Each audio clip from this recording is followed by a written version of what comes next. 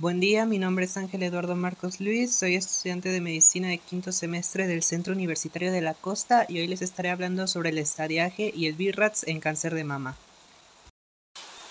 Primero hablaremos sobre el sistema de estadificación TNM que permite a los médicos evaluar a los pacientes con cáncer de mama utilizando un lenguaje y criterios estándar, evaluar la respuesta al tratamiento y comparar los resultados de los pacientes. Este sistema solamente es utilizado para el estadiaje del carcinoma invasivo y el carcinoma ductal in situ y no está destinado a la estadificación del linfoma de mama, el sarcoma de mama ni los tumores filoides. Este sistema está regulado por el Comité Conjunto Estadounidense sobre el Cáncer o AJCC. Se basa en el método anatómico de estadificación que incorpora imágenes y utiliza datos de supervivencia a nivel de la población para predecir los resultados de los pacientes. La estandarización del sistema de estadificación por parte de la AJCC ha permitido a los médicos evaluar a los pacientes con cáncer de mama utilizando un lenguaje universal, facilitando una comunicación efectiva con respecto a la planificación del tratamiento adecuado.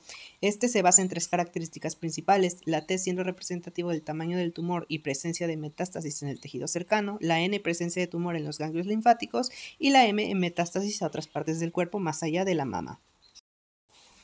Desde la publicación de la primera edición en 1977, los avances en el diagnóstico y el tratamiento han requerido actualizaciones periódicas, ya que si bien el sistema de estadificación de la séptima edición proporciona información importante sobre el pronóstico de un paciente, la adición de biomarcadores en la octava, como el receptor de estrógeno, el receptor de progesterona y el receptor 2 del factor de crecimiento epidérmico humano, así como el perfil de la expresión génica, refina la información de pronóstico y conduce a una mejor selección de opciones de tratamiento. Por lo tanto, actualmente se utiliza la edición publicada el 1 de enero del 2018.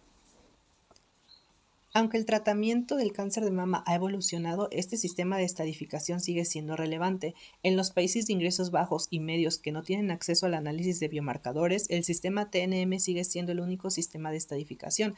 Además, garantiza que los médicos de todo el mundo se comuniquen en un lenguaje estándar que refleje la carga tumoral y permite a los investigadores comparar pacientes tratados durante diferentes periodos desde el inicio del sistema.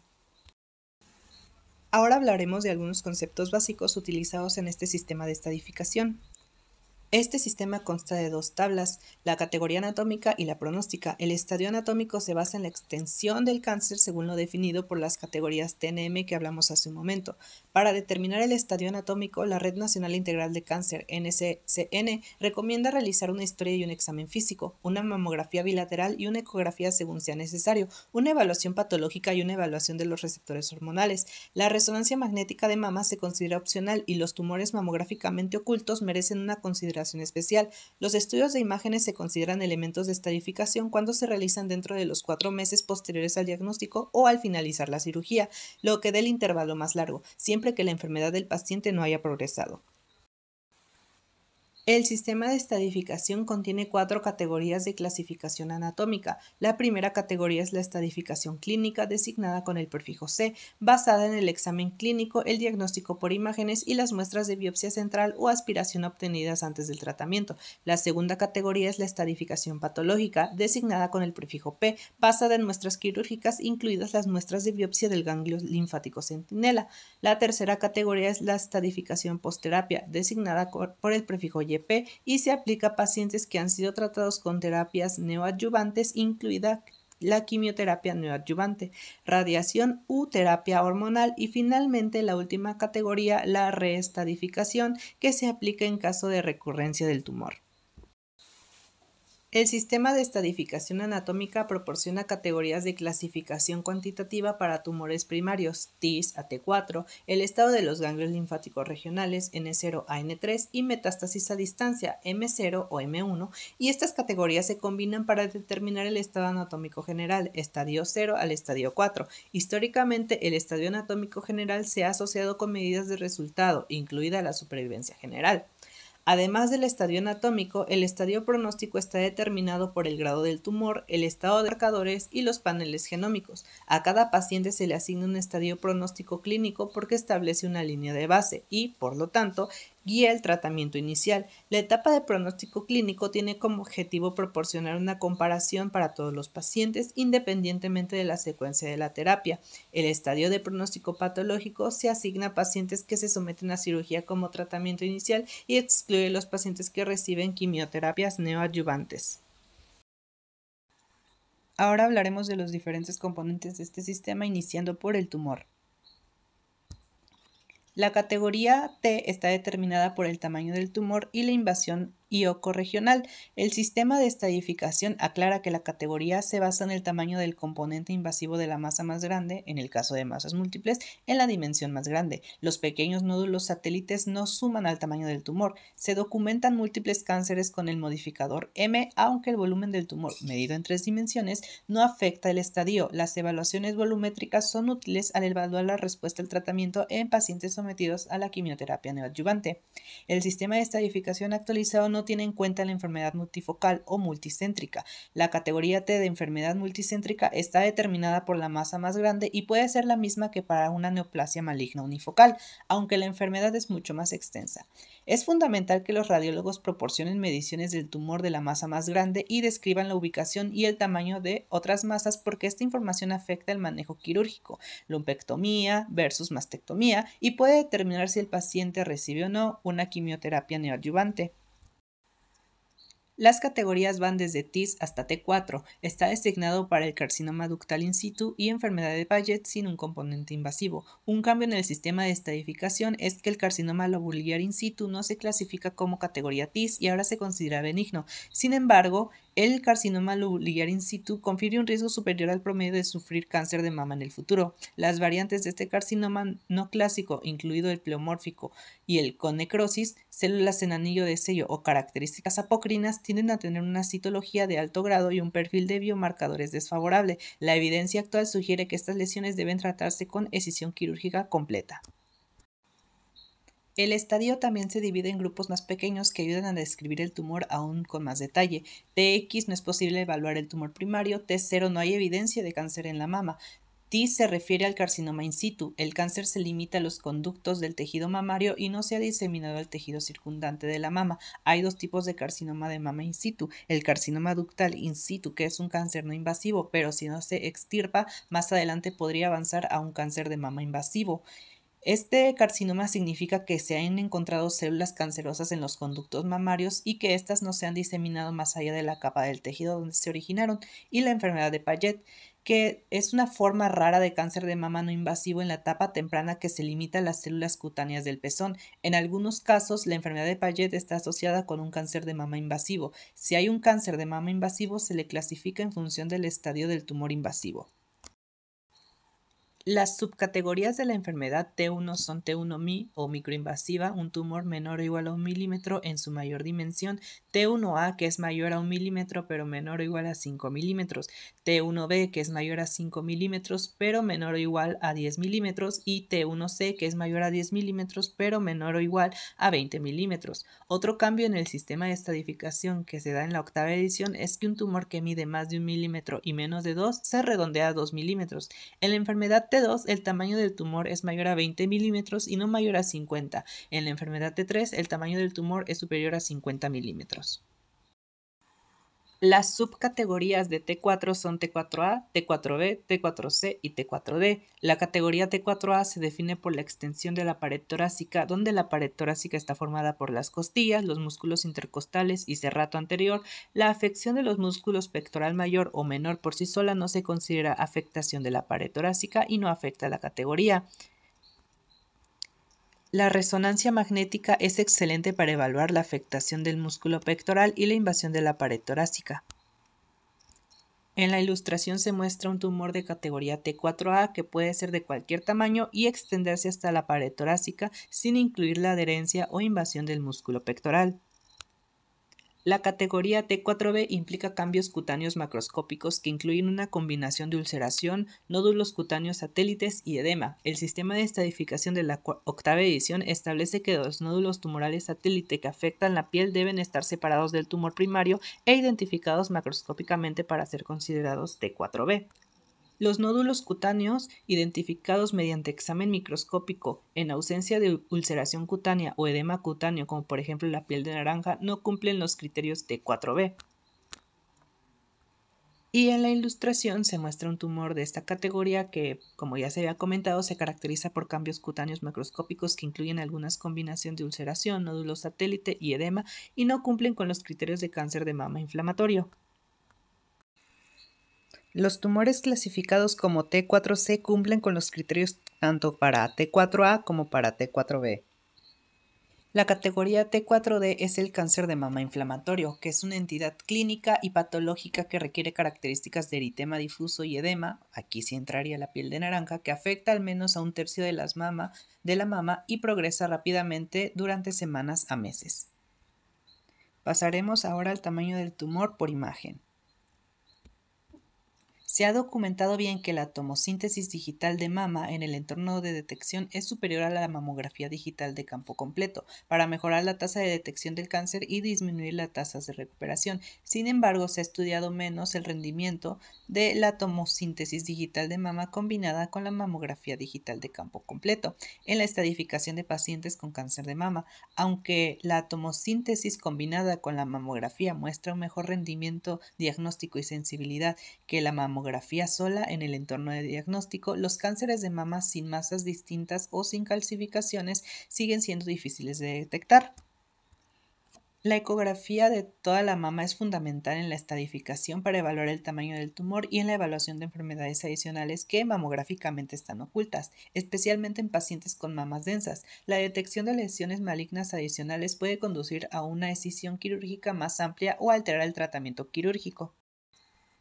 El uso rutinario de resonancia magnética con contraste para la estadificación preoperatoria sigue siendo controversial, dado que aún se desconoce el impacto de la resonancia magnética en la supervivencia.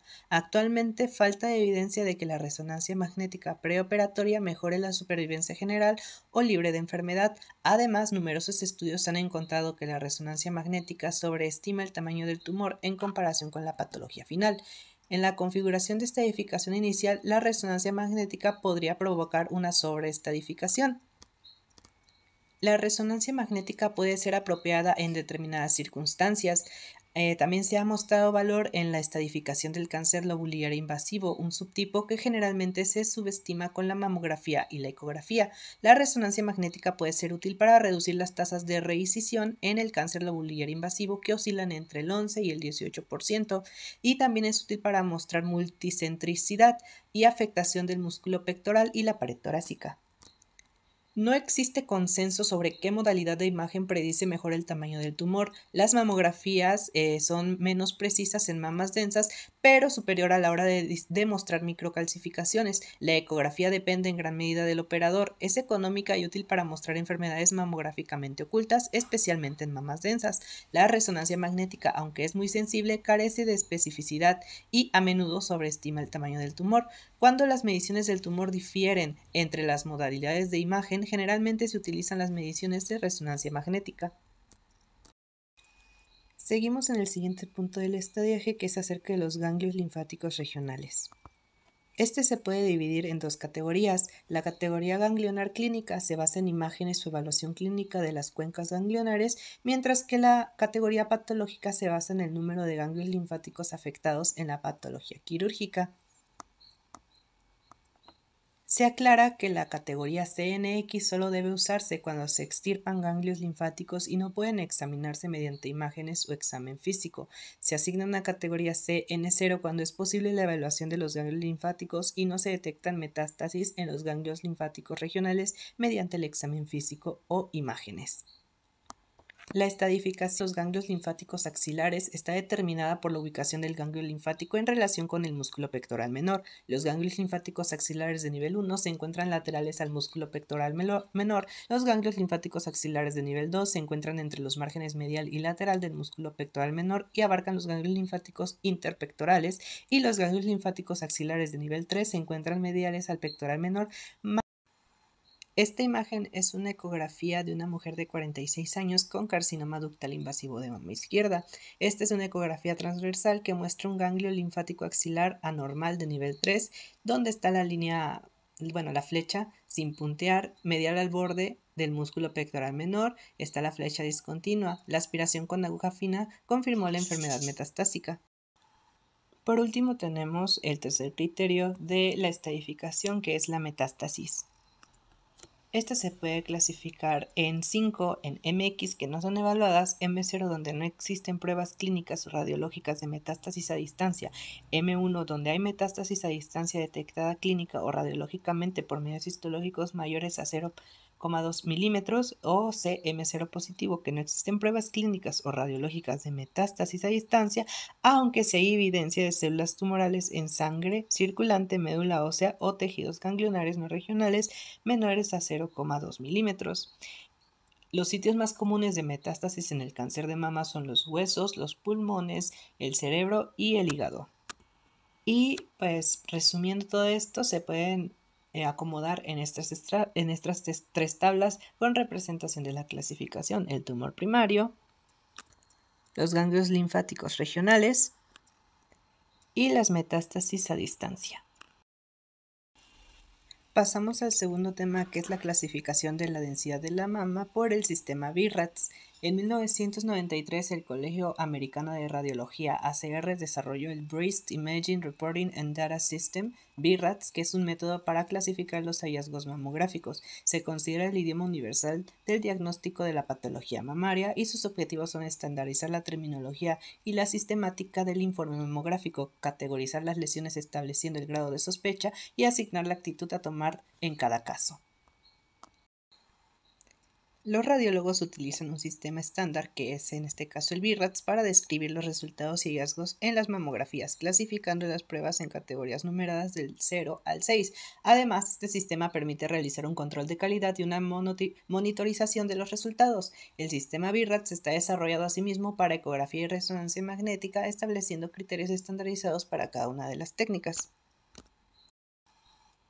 En el BIRADS se usan 4 categorías para clasificar la densidad de la mama. El tejido de mama predominantemente graso o adiposo es donde casi todo el tejido de la mama es graso, se encuentra en alrededor de 10% de las mujeres. El segundo es tejido de mama fibroglandular disperso, casi todo el tejido de la mama es graso, con algunas áreas densas de tejido glandular y tejido conjuntivo fibroso, y se encuentra en alrededor de 40% de las mujeres.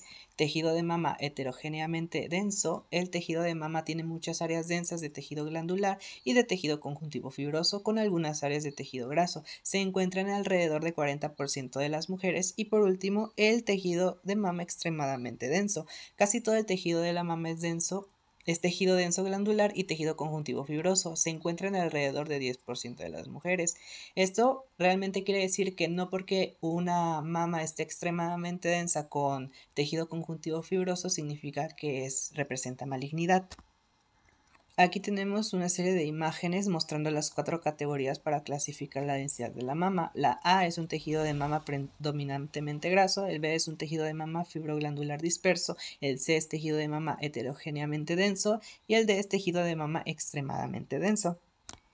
¿Y qué pasa con las mamografías si el tejido de la mama es denso? Bueno, las mamas densas hacen que sea difícil de interpretar la mamografía porque el tejido denso y algunos cambios anormales como calcificaciones o tumores aparecen como áreas blancas y el tejido graso aparece como áreas oscuras. Por eso, si las mamas son densas, se disminuye la sensibilidad de las mamografías, es decir, es más probable que no se detecte el cáncer. A las mujeres con mamas densas se les llama con más frecuencia para que vuelvan a hacerse una prueba de seguimiento que a las mujeres que tienen mamas con más tejido graso.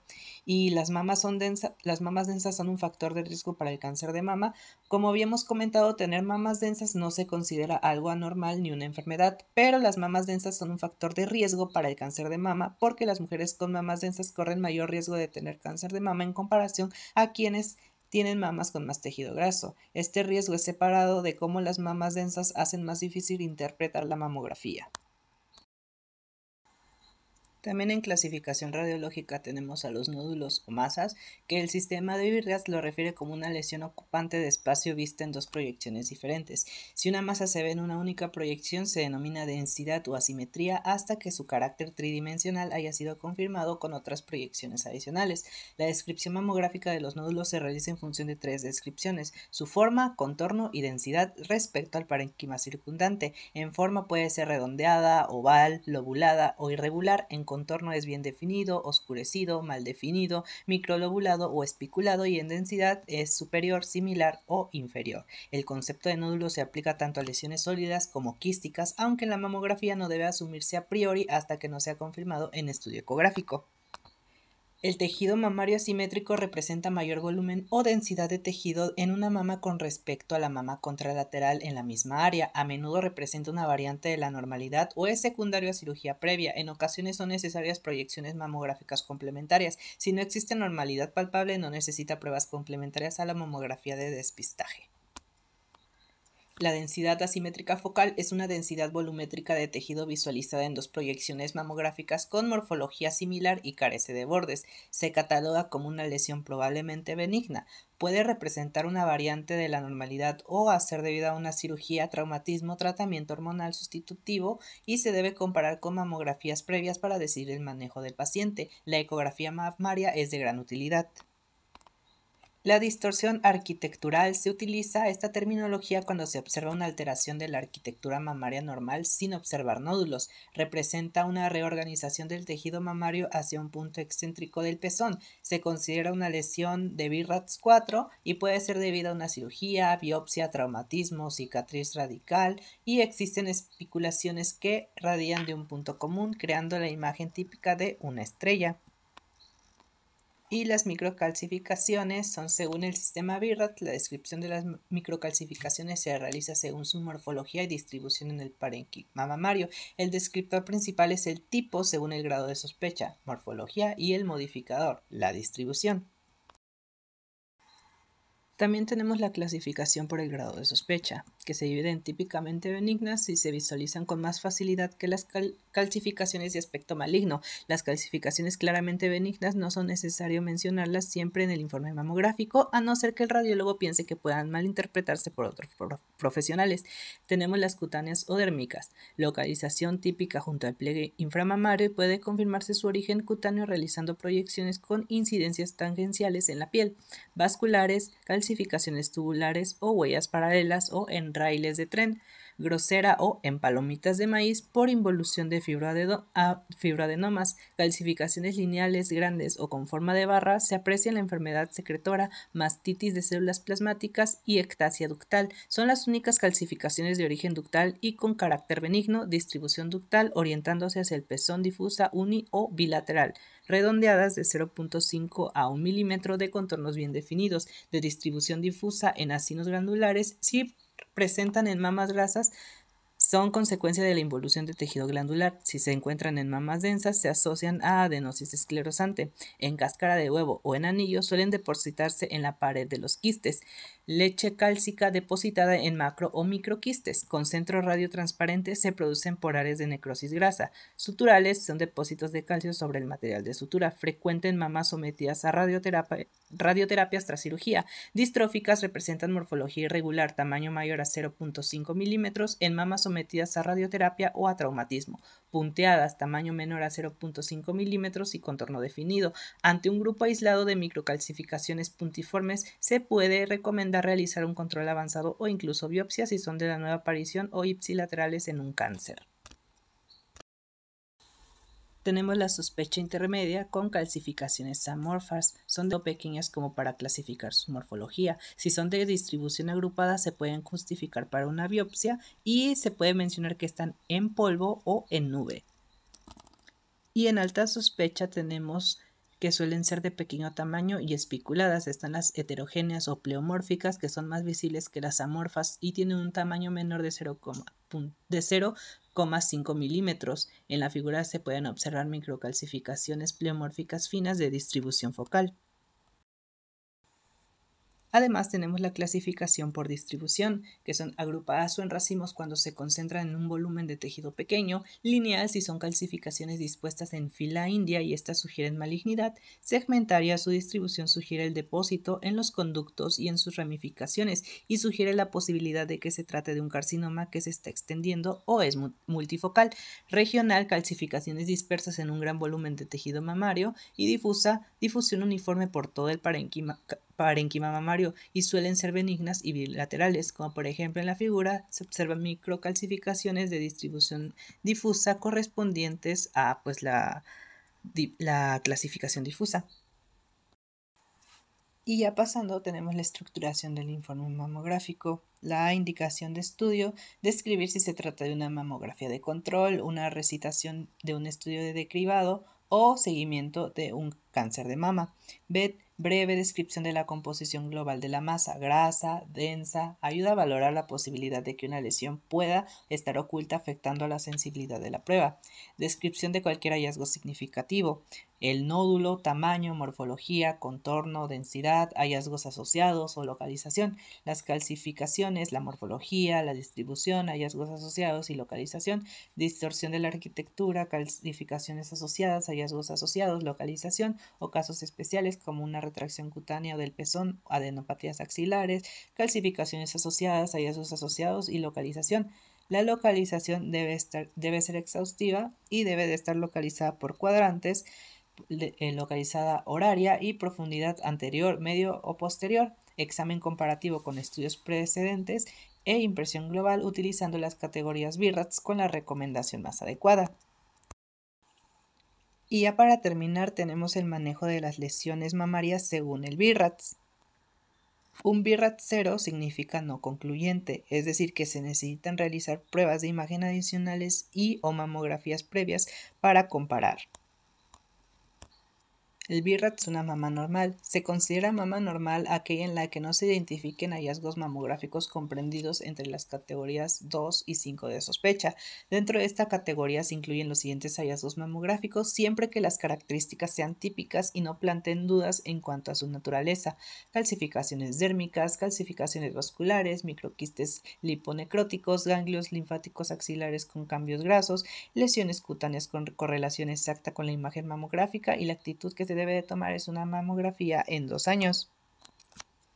En la mamografía el valor predictivo positivo para cáncer es de 0 y pues solamente requiere controles habituales. Un BIRATS de categoría 2 son hallazgos benignos, que se consideran hallazgos mamográficos o categoría 2 los nódulos y calcificaciones. También se pueden dar quistes simples, fibroadenomas calcificados o que no han variado en distintos estudios, lesiones con contenido graso, quistes oleosos, lipomas o galactoceles, lesiones con contenido mixto como el hartatoma, cambios postquirúrgicos estables, ganglios intramamarios o calcificaciones vasculares. Y la actitud tomada son mamografías en 2 años.